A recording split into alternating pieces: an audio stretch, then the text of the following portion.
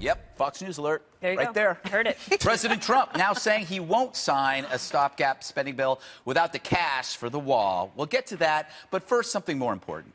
Once again, Donald Trump attacked the media, accusing them of fake news. Wait, I was half wrong. Fake news, yes, but it wasn't Trump. It was incoming Congresswoman Alexandria Ocasio-Cortez who bashed Politico for, quote, gossip that masquerades as reporting, end quote. Thank you. Of one piece, she says, this story has not a single name or verifiable source. My dad had a name for junk articles like this, birdcage lining. It's more awkward than fake news, but it works. So I'm awaiting the media outrage. How dare she attack the press? Isn't she aware that she's putting reporters in harm's way? I kid. Of course, the press will save all that for Trump and never shoot inside the tent. AOC is a socialist, putting her smack dab in the middle of their own yurt. And I use the word yurt. But good for her. See, Trump's chief impact is giving voice to the ticked-off masses who for so long have put up with half-truths, passed off as whole truth. Trump is you and me yelling at the TV back when there was such a thing as TV. And bashing fake news is now spreading to people like AOC, who should speak up. If she doesn't, if you don't, what happens? Well, then reporters can decide what they want to write first and then find the sources to shape a piece to their liking. Germany's most influential news magazine had its star reporter just confess to making up stories for 7 years. And get this. He was CNN's Journalist of the Year in 2014. We are living in a simulation. So I welcome AOC for joining Trump in fighting fake news. Pretty soon, she'll be eating well-done steak with ketchup. Dana, I said this. Vegan?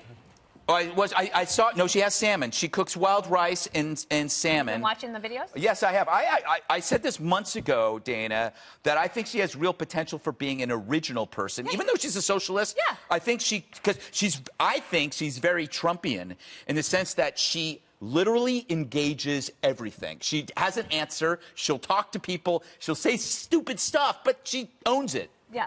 Well, in this case with these reporters, in my experience, it's very rare that there is no truth to a story at all. Yeah, right? yeah. And I'm sure that she's got a lot of people around her. It's brand new. Like, I'm sure there are people speaking on her behalf without her permission. Yes. Who maybe said something like this, or maybe they were talking, in the hallway about it, and then all of a sudden it gets to Politico, and they read about it, and like, how did that happen? So she's got to lock that down. Yeah. Unless she doesn't care, and she might not. Like, she's doing fine. I think everybody cares. Here's my theory, Jason. Welcome to the show. You look great. Thank you. For a grandfather. Yes, a grandfather. He is a grandfather. You look younger than me. That's it's so kind of scary. Imagine how I feel about that comment. You look great as a grandfather, too. You look terrible as a grandfather, Lisa, Well, just so you know. I'm not one, but thank God. That would be weird. One day you can self-identify as a grandfather. Anyway, where am I going with? Okay, here's my point. Okay, so people don't realize how biased the media is until they write about them. So when you get an article written about you, you go, this didn't happen. And I think that's what happens. Trump knows that because he's been in the media forever. And then Alexandria AOC gets something written about her, and she goes, yeah, if you've ever been the object or subject of a piece, right? You know. Yes. What do you think? Wait, what do you do for a living, Gregory? Wait, I forgot. But anyway, go ahead. No, but I mean, that was one of the frustrations. I go to Washington, D.C., and suddenly these articles in big publications, like the Washington Post, they never call you. They never ask a question. Suddenly they're the expert. They write all these things about it. Yes. I really liked what Donald Trump Jr. tweeted out in this to Ocasio-Cortez, in which said, imagine what it's like if they actually hate you. Yeah. And so Good there's point. a lot of truth to that. But it is endless how many things get written about somebody with no sources, nothing that's highlighted. Can I ask you something, though? Do you think it's not true that somebody on her staff said that they were going to try to go after Hakeem Jeffries? Oh, yeah, no, that's a problem. Of course! That's my point! Fake news! I'm defending her. Fake news! But to be fair, I mean, we have seen, like, genuinely fake news, though, with ABC's Brian Ross's story about Michael Flynn, CNN's story about WikiLeaks and Don. Yeah, I mean, so there are legitimately sometimes these just, like, completely no facts at all, just completely fake news, which President Trump's called out. But I actually think one of the best things about this administration is him sort of pulling the curtains back in the sense that there's never really been objectivity in the media, particularly when it pertains to Republicans. So I'm kind of glad that President Trump has called that out and exposed it. Now, you can make the argument, of course, that he's taken it too far, and I think that's completely fair. But I'm glad he's calling it out. One of my favorite moments with President Trump is, I think it was one of his first interviews with ABC David Muir when he took office. And David had asked him about the Women's March. And he was like, well, March for Life is coming up, but you never pay attention to that. You don't cover it. And you should have seen his face. He was like, because he's not used to Republicans calling him out. Reporters aren't used to being called out on this stuff. And then they ended up covering March for Life. So I actually appreciate about that President Trump. And I think that kind of transparency, calling it out and putting it out in the open, is healthy and good for the country. Obviously, you're an award-winning journalist. And I think, inaccurate... you can answer this better than anybody. Inaccurate news prospers because if it matches the assumptions of its peers. It could be on right or left, right? But the guy, the German writer, his pieces had pretty much matched the storylines that they wanted, like that there were signs that said Mexicans go home on the border, and so they didn't bother to question it. And so it's about stories that are almost too good to be true. That people get away with. Well, what I think is that let me just say that we live in two eras here. So there's the era where everything wasn't fragmented in terms of you go to your media bubble to get your news, and you basically want what your opinion is affirmed, right? Your pre-existing opinion confirmed. So you go to places that you think will just agree with you. But in the prior world, there were stories like, I don't know if you remember this, Greg, Janet Cook, Jason Blair, people like that. They made up stories. Stephen Glass. Stephen Glass. At New Republic. So they made up stories. And I think this guy from Der Spiegel fits into that mold. Very young, very ambitious. 31. Fast rising star, right? Why not just write fiction?